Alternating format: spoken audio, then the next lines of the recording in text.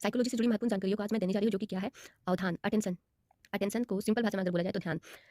बहुत सारे देखे होंगे रोड की साइड में लगा हुआ होता है कि सावधानी हटी दुर्घटना घटी। ठीक उसी प्रकार से आज मैं आपको ध्यान इट मीन्स अवधान पढ़ाने जा रहे हैं। अटेंशन के टॉपिक को लाए हैं, डेली डेली क्या परसेप्शन लाए। थ्योरीज पढ़ते पढ़ते इंसान बोर हो जाते हैं, तो फिर हम तो इंसान है और स्टूडेंट तो पढ़ने के माफिक में तो वाकई में ही थोड़ा बोर हो ही जाते हैं। चलिए टाइम ना बर्बाद करते हुए स्टार्ट करते हैं। अटेंशन है क्या? जहाँ अटेंशन और ध्यान की बात आती है तो वहाँ पे 5 जो ज्ञानेंद्रियाँ होती है हमारी, उसका थोड़ा खुला रखना बहुत ज़रूरी होता है। कौन-कौन सी 5 ज्ञानेंद्रियाँ? तो आँख, कान, नाक, त्वचा इत्यादि। ये 5 हमारी ज्ञानेंद्रियाँ हैं। अवधान का अर्थ और उसकी विशेषताओं को बताएंगे, meaning and characteristics of attention पढ़ेंगे। इसकी संज्ञा, अटेंशन की संज्ञा किसने दी है? तो मार्टिन किंग वाइज एंड स्कॉपलर 1986 में दिया गया है इसकी संज्ञा। ये 4 मिलके अवधान के बारे में थोड़ा डिटेल से बताए गए हैं। ये एक तरह से जनक ही मान लीजिए उनका हो गया है। अटेंशन के बारे में पहली बार अगर ये उस चीज़ को लाए हैं, उस टॉपिक को लाए हैं, तो बिना आवश्यक ही सूचना होगी। इस एक टाइम ना बर्बाद करते हुए आगे बढ़ते हैं और देखते हैं डिटेल से। सभी मनोवैज्ञानिकों ने, ये चारों मनोवैज्ञानिकों ने मिलकर कुछ अपनी तरफ से राय रखे हैं। वो क्या है? राय कहें या परिभाषा कहें, दोनों एक ही होता है। तो इसके बारे में क्या कहें अवधान के बारे में? उस प्रत्यक्ष चिन्हात्मक प्रक्रिया को कहा जाता है जिसके द्वारा कुछ निश्चित उद्दीपकों को दिखाए हुए समय में अपनी चेतन अनुभूतियाँ या चेतना में लाने के लिए चुना जाता है। उसे क्या कहते हैं? तो अवधान कहते हैं। जी हाँ, हम लोग अवधान की ही टॉपिक को पढ़ रहे हैं।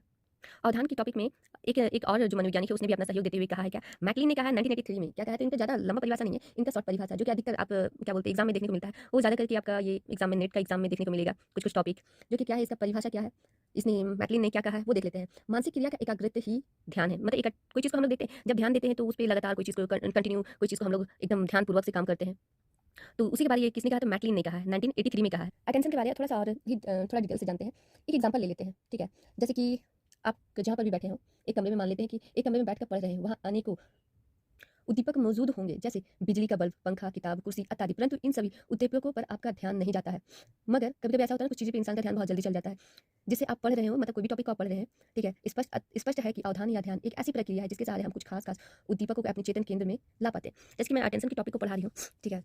तो टॉपिक को पढ़ते-पढ़ते देखिएगा कोई रेड मार्क, सपोज़ यहाँ पे रेड मार्क किया हुआ अर्थ में, तो आपका ना उस पे ध्यान अन्य बातों पर लिखा हुआ ना छोड़ के उस पे ज़्यादा ही जल्दी हम लोग उस पे ध्यान दे पाते हैं कि अरे वो लाल पेन से या फिर मार्कर किया हुआ है या फिर कुछ और, तो उस पे हम लोग ध्यान तुरंत ही हमारा जाता है, आकर्षित हो जाता है ध्यान, तुरंत ध्यान जाता है कि अरे ये तो चीज़ वहाँ लिखा हुआ था। उसे ही क्या कहते हैं? तो ध्यान कहते हैं।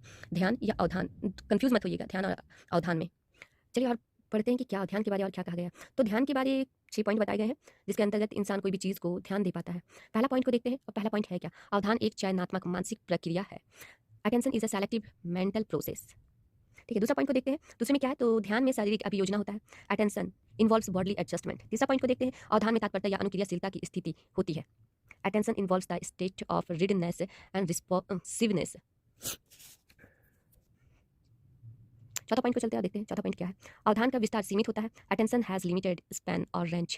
पांचवा पॉइंट को देखते हैं। पांचवा पॉइंट क्या है? अवधान में स्थिरता तथा उच्चलन का गुण पाया जाता है। Attention has the property fluctuations and shifting. छठा पॉइंट को देखते हैं। अवधान में विभाजन का गुण पाया जाता है। There occurs division and in attention. इस प्रकार से हम पांचों पॉइंट को थोड़ा-थोड़ा डिटेल से देखते हैं कि पांचों पॉइंट में आखिर कहा क्या गया है।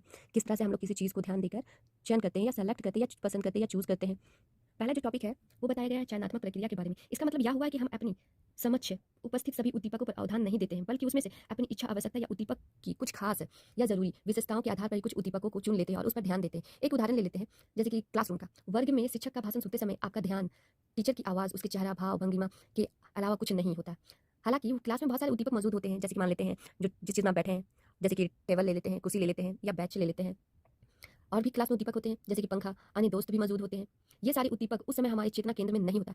उस समय हमारा ध्यान इस उदाहरण को देने का मतलब ये है कि हमारा ध्यान जो क्लासरूम में टीचर जो पढ़ा रहे हैं, उस पर ही हम लोग ज़्यादा ही कुछ सेलेक्ट कोई कहते हैं ना, कभी-कभी हम लोग को बहुत ही महत्वपूर्ण टॉपिक मिल जाता है, तो हमें उस चीज़ पे इंटरेस्ट आने लगता है, तो उस चीज़ को हर चीज़ को किनारा करते हुए उस टॉपिक पे हम लोग कुछ ज़्यादा ही ध्यान देते हैं। इसी तरह से जो पहला टॉपिक अवधान एक चयनात्मक मानसिक प्रक्रिया, वाक़ई में ये जो पॉइंट है ना, हकीकत बताया है। जो टॉपिक दूसरा पॉइंट जो बताया गया, अवधान में शारीरिक अभियोजन होता है। Attention involves bodily adjustment. बात सही, इसमें भी जो कहा गया ना दूसरा पॉइंट मैं बताती हूँ और आप लोग भी बाद में कहेंगे, जी हाँ, सही बताया जा रहा है ये पॉइंट को। इंसान का जो शरीर होता है ना, शरीर में शारीरिक विभाजन 3 प्रकार के होते हैं। पहला कौन सा है? तो ज्ञानेंद्रियों में विभाजन होता है। दूसरा शारीरिक मुद्रा में विभाजन होता है। तीसरा क्या है? तो तीसरा मांसपेशियों के तनाव में परिवर्तन आता है। एग्जांपल ले लेते हैं, मान लिया जाए कि कोई एक छात्र क्लास का भाषण को ध्यानपूर्वक सुन रहा है। उस स्थिति में उन तीनों तरह की अभियोजन एडजस्टमेंट में पाया जाता है। भाषण देते समय टीचर के आगे पीछे होने के छात्र का आँख या कान इत्यादि भी उसी ढंग से घूमता है, ताकि शिक्षक की बातों को वह ठीक ढंग से सुन सके तथा उन्हें ठीक ढंग से देख सके। इस तरह की एडजस्टमेंट कहें या अभियोजन कहें, ज्ञानेंद्रियों का अभियोजन होता है। इतना ही नहीं, छात्र भाषण सुनते समय थोड़ी-थोड़ी देर के बाद अपनी शारीरिक मुद्रा को भी बदलता है। देखते हैं कभी-कभी हम लोग सर का लेक्चर सुनते हैं ना, तो उस टाइम कभी सीधा बैठे रहते हैं, हाथ मोड़ के कभी बैठे रहते हैं, कभी टेबल पे बेंच पे झुक जाते हैं, तो कभी साइड हो जाते हैं, तो कभी बीच में हो जाते हैं। इस प्रकार से हम लोग अपनी शारीरिक मुद्रा को चेंज करते हुए सर की बातों को या भाषण को हम ध्यान देते हैं। ये सभी परिवर्तन शारीरिक अभियोजन में हुए परिवर्तन के उदाहरण हैं। अवधान में मांसपेशियों के तनाव में भी परिवर्तन आता है। जी हाँ, मांसपेशियों में भी तनाव में जो परिवर्तन आता है, वो सही बोला क्योंकि कभी इधर हम लोग कर सकते हैं, कभी उधर, कभी ज्ञानेंद्रियों को इधर से आँख कान को इधर-उधर घुमाते हैं। तो अब समझे आप लोग कि मैंने जो पहले बोला था वाक़ई में ये हकीकत ही है। अवधान में या ध्यान में शारीरिक अभियोजन होता ही है। अब आगे बढ़ते हैं और देखते हैं तीसरे पॉइंट को। अवधान में तत्परता या अनुक्रियाशीलता की स्थिति होती है। क्यों होती है वो जानते हैं। इस पॉइंट को भी जो तीसरा पॉइंट है इसको भी थोड़ा डिटेल से देखते हैं, ठीक है। इसमें एक विशेष प्रकार की मानसिक तत्परता तत्परता तो आप जानते ही हैं कि क्या होता है, पाई जाती है। इसका परिणाम यह होता है कि व्यक्ति किसी उद्दीपक के प्रति अनुक्रिया करने के लिए तैयार रहता है। उच्च अनुक्रियाशीलता की अवस्था कहा जाता है। यहाँ पे कहता है जब किसी वस्तु पर हम ध्यान देते हैं तो उसके प्रति पहलू के बारे में ज्ञान प्राप्त होता है हमें। देखिए जब हम मार्केट में ये एक एग्जांपल ले लेते हैं ना, मार्केट में हम कोई फ़ोन लेने जाते हैं तो उसके बारे में हम लोग नेट पे पहले से ही जान लेते हैं, अरे इसका रैम रोम कितना है। तो इसी के बारे रैम रोम का एग्जाम लेते हुए बैटरी बैकअप कितना है, कोई भी फ़ोन का ले लें, फॉर एग्जांपल ले लेते हैं सैमसंग गैलेक्सी M31 का ही ले लेते हैं। 6 जीबी 600 एमएच बैटरी है। तो हम लोग को ये पहले से तात्पर्य होता है कि इसमें पहले से ही ज्ञान हम लोग इकट्ठा करके रहते हैं। तो उसी में कहा गया अवधान में तत्परता अनुक्रियाशीलता की स्थिति होती है। जी हाँ, बात सही है। अब आते हैं चौथे पॉइंट पे, अवधान का विस्तार सीमित होता है। ये भी कहना चाहिए कि अवधान जो ध्यान होता है ना, हम लोग का विस्तार जो सीमित ही होता है। हर चीज़ पे हम लोग इकट्ठे ध्यान नहीं दे पाते हैं। बहुत सारे उद्दीपक पर ध्यान नहीं देने का वजह भी है। एक उदाहरण ले लेते हैं, अगर एक ही साथ किसी समान व्यक्ति के सामने 20 से 25 विभिन्न प्रकार के रंगीन बिंदुओं कुछ समय के लिए, बिंदु ले लीजिए या फिर बलून ले लीजिए, दोनों को ले लेते हैं, उपस्थित कर हटा लिया जाता है तो व्यक्ति में सामान्यता, अगर उसे पूछेंगे कि बताओ तो कितने सारे कलर थे बलून के या बिंदु के, तो वो ज़्यादा से ज़्यादा कितना ही बता पाएगा, 8 से 9 बिंदुओं के कलर के बारे में बता पाएगा, क्योंकि उसका ध्यान इकट्ठे टोटल उस पर गया जा ही टिक ही नहीं पाया, विस्तार सीमित ही था, कितने ही तक ही हम बता पाएंगे। अवधान किया मतलब ध्यान दे पाया 9 से 10 बिंदुओं पर या बलून पे, इसलिए तो वो कलर का नाम बता चुका। जी, अवधान का विस्तार के बारे एक महत्वपूर्ण जानकारी मैं देना चाह रही हूँ आपका। इसका जो प्रयोगात्मक अध्ययन किसने किया है, तो इसका जो प्रयोगात्मक मतलब ध्यान विस्तार का जो पहला प्रयोगात्मक अध्ययन जिसने किया है, उसका नाम क्या है, तो विलियम हैमिल्टन ने किया, ध्यान विस्तार का। याद रखिएगा इस बिंदु को, क्योंकि कभी-कभी पूछ देता है कि ध्यान विस्तार का पहला प्रयोगात्मक किसने किया था, तो सर विलियम हैमिल्टन ने किया था। इसने एक एग्जाम्पल दिया है, मान लेते हैं यदि एक मुट्ठी संगमरमर के टुकड़ों को जमीन पर एक साथ फैला दिया जाता है, तो कोई भी व्यक्ति एक समय में 7 से 8 या 10 टुकड़ों से अधिक पर ध्यान नहीं दे पाता है। अब आते हैं हम लोग पाँचवां पॉइंट पे। पाँचवां पॉइंट क्या है, अवधान में स्थिरता तथा उछलन का गुण पाया जाता है। आइए इसको भी थोड़ा डिटेल से देखते हैं कि क्या बोला है। इसके बारे में कहा गया जब व्यक्ति का ध्यान एक ही उद्दीपक के एक पहलू से दूसरे पहलू पर बदलता है या परिवर्तन होता है तो इसे अवधान अस्थिरता की संज्ञा दी जाती है। परंतु जब अवधान या ध्यान एक उद्दीपक से दूसरे उद्दीपक पर परिवर्तन होता है तो उसे ध्यान उचलन की संज्ञा दी जाती है।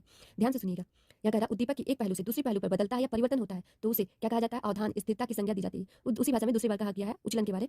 उचलन के बारे कहा गया है ध्यान या अवधान उद्दीपक से दूसरे उद्दीपक मतलब एक उद्दीपक से दूसरे उद्दीपक पर जाता है तो उसे क्या कहते हैं, तो अवधान उचलन की संज्ञा दी गई है।